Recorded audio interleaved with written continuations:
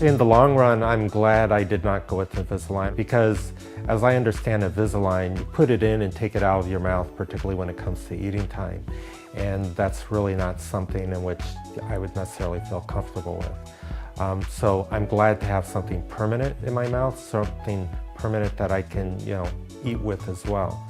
In a professional setting around coworkers, you don't really want to be, somebody brings in cupcakes for people's lunch. It's like, oh, I've got to go back to my desk and take my aligners out before I can have these. There's a lot of, there's the potential for a lot of awkward situations where it's like, oh, excuse me for a minute.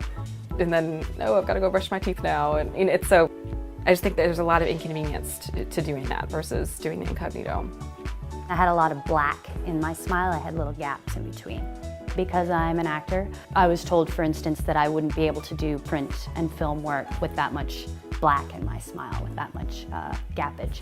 And having a really straight Hollywood smile can do a lot for your day-to-day self-esteem, and it certainly has for me. It was interesting because it was pretty much right after I got them on that I would have people that wouldn't know me that well, wouldn't necessarily know that I had decided to get braces myself, but they would say something like, something's different about you. Did you change your hair?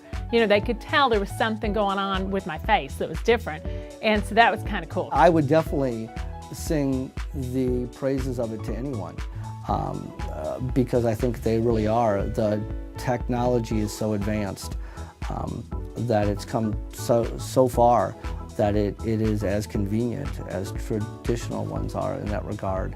And I think for adults especially, it's a tremendous option.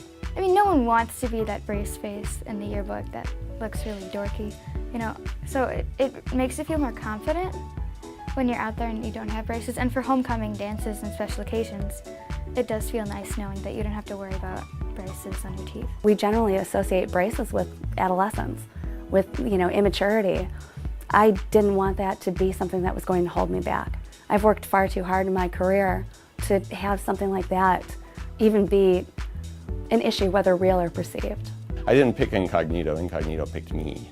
I guess I was a difficult enough case where Invisalign wouldn't work. I do a lot of presentations in front of clients, as well as a lot of meetings with clients. I wish I'd done it earlier.